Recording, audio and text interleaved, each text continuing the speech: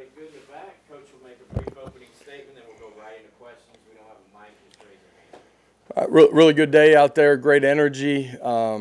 We got some special teams work, some live work for those guys, which I think is really important at this point in training camp.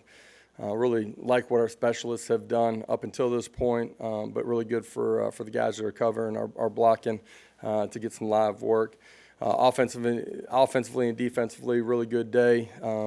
I think we got out relatively clean today too, and which is important. But I thought defensively, great energy, great effort. In particular, really early in the scrimmage, did a great job against the run early too, and got off the field on some third downs. And offensively, create some plays on the back half of the scrimmage, run game, and a couple plays in the pass game too. So all in all, really good day. We got a lot ahead of us. We got to grow, and that starts this afternoon when they come back to us too. But all in all, really excited about what happened today. Open it up. Coach, could you talk about where you were at center today, what you saw out of center, and kind of what's the latest on Cooper's situation? Yeah, I figured somebody would go right to that based on, yeah, that's right. You're the senior guy in the room, so it goes to you. Is that right? Nah. Coop had a minor procedure late yesterday, and he'll be back. He'll be healthy as we get close to kickoff. Anticipate that being a couple-week deal. But today we rotated through a bunch of guys. Ollie, Parker Ball, young guys, Vicen, Addison Nickel, and those guys are all competing for those spots. All of those guys have taken some reps, even when Coop was here too, as we continue to look for that backup center spot. Brent and Ryan. Austin and Ryan. That's kind of Joe today, just kind of from an operation standpoint. And then how did Ollie do from an operation standpoint at center, just because he's kind of getting shuffled in there now, having played a lot of guard, not much center? Yeah, Ollie really smart, played a lot of football, has played multiple positions, has repped at the 3 interior spots since the time that we've gotten here. He's been really good. The communication, the mechanics, us being able to play with tempo the way that we want to when it presents itself. It's been really easy for him to transition inside. Joe, I thought operationally was really good. There's some situational stuff that we can be better, coming out situation. We did some 4-minute things at the end as well. So it's a great opportunity. Coaches are completely off the sidelines. Coaches are up in the box. Guys got to learn how to operate in between the white lines. So there's growth in that way for Joe. All in all, really pleased with his decision making. What he did with the football all day long, his command.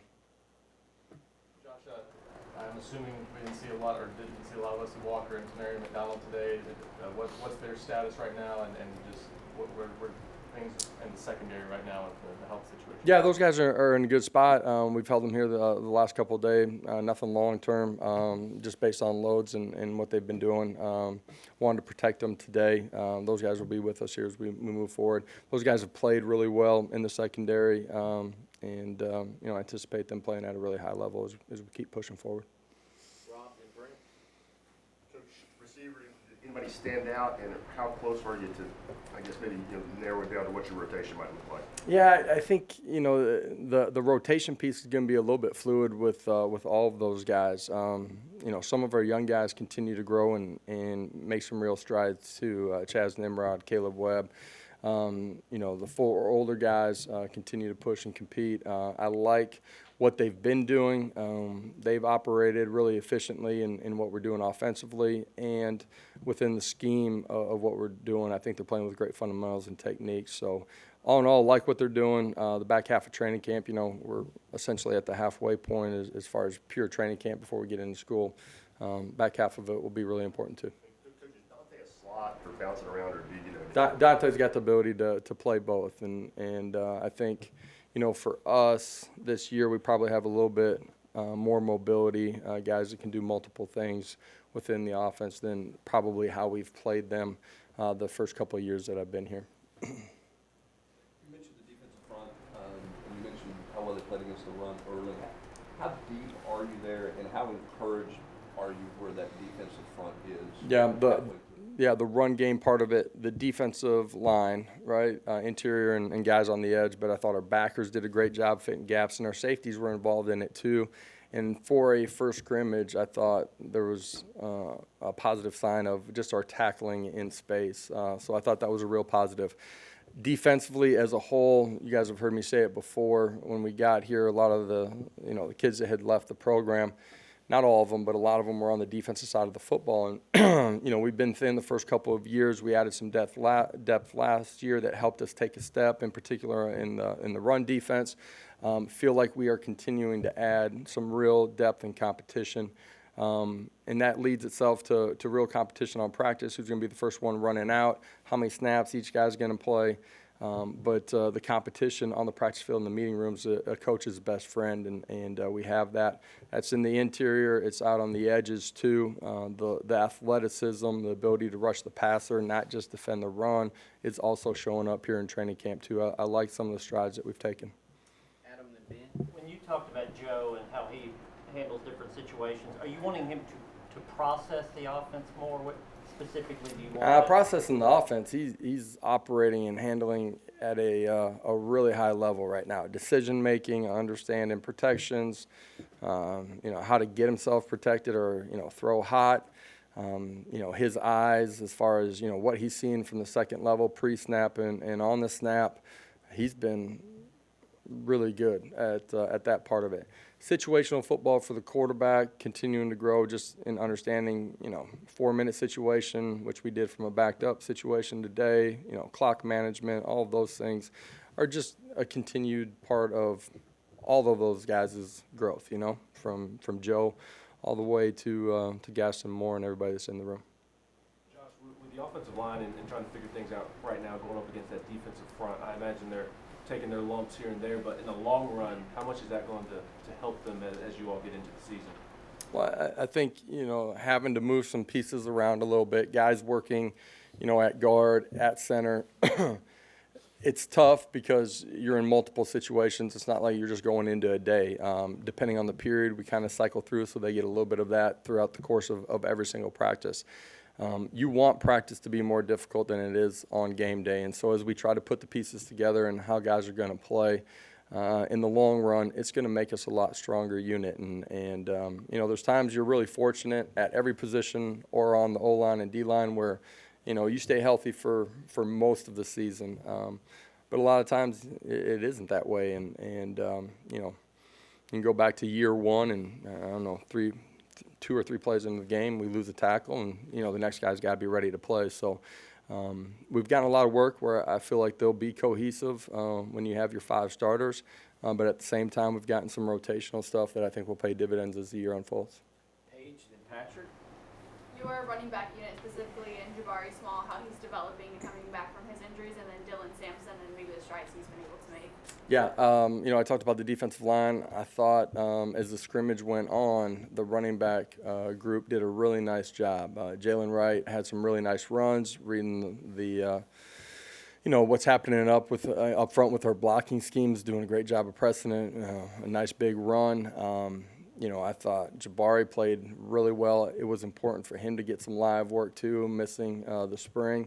Dylan Sampson did a great job in the run game, pass game too. The young guys inside of our program, all 3 young guys, have been really promising, and excited about that group. Coach Mack has done a great job with them. Josh, you touched on Wesley and McDonald being out. Obviously, kind of at center. What are you doing at that star position? Are you some other guys getting different looks there with those guys? Yeah, there's multiple guys that have been rotating. From Warren Burrell, Jordan Thomas, there's been multiple guys that have played that position, and we're trying to find the right fit as you find the right 5 to be out on the field. You want your best 5 out there, and how you put the pieces together of how you rotate those guys as well. With Warren being a cornerback, is it his experience that lets him kind of move over that way and kind of know what to do? Well, I think he's extremely bright, right, and being able to handle playing on the edge at corner, which he has a lot of experience at, but his total understanding of the principles and schemes and responsibilities and where your eyes need to be allow him to transition and take some snaps at that. His ability to understand, your gap fits off of that too are really important. So he's an intelligent player that's been here for a while, and that's a part of why, we've been able to play him at that spot. Austin and Eric? Ethan Davis and McAllen Castles. Kind of what did you see out of them today, and how much have they brought to that room, a room that's not super deep? Yeah, both those guys will play a ton of football. At this point, really believe that both of them will play at a really high level when they're out there on the field. McAllen and really both of them are, so much further ahead than they were when they finished spring ball. Both of them are seasoned in what we're doing offensively. McAllen's been really good out on the perimeter. Ethan Davis is too. It's really natural for those guys to be playmakers out in space. That's true today. It's been true through the first 7 practices before we got out here too. Have the ability to be dynamic in the pass game. Both of them have gotten really comfortable and continue to grow inside the core too. And Callie, I thought yesterday was his best day inside the core. Really pleased with what those guys are doing. As you work through fall camp trying to find, 5 guys up front, cohesiveness and all that, how valuable are guys like Gerald Mincy and Dane Davis, have versatility, can flip sides, maybe even slot inside if need be? Yeah, we've rotated our tackles a bunch. Guys that have played on the left side, right side, their experience, their understanding of what we're doing, but their experience just in general and the ability to flip everything, from fundamentals and technique to scheme, give us flexibility that you don't always have. And from JJ to John and the rest of the group, been excited about, where we're at, but how we're trending too at those positions.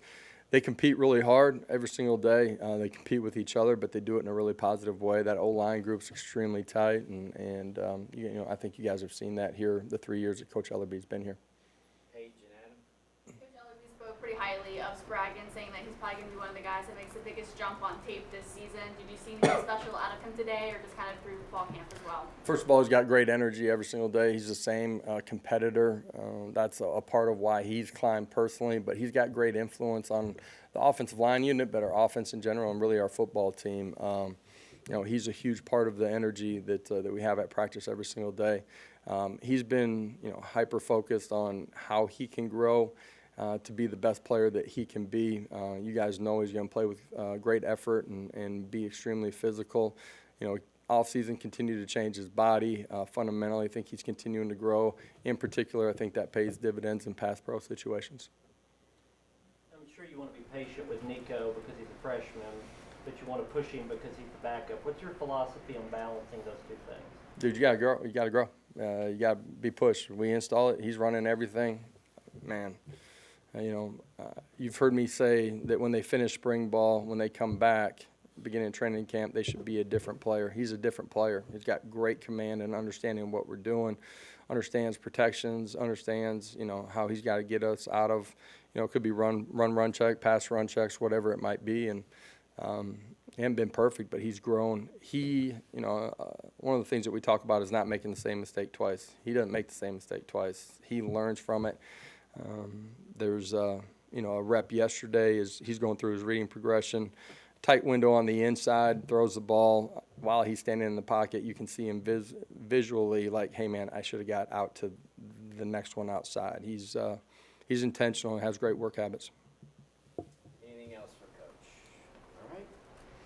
Thank you. Guys, have a great afternoon.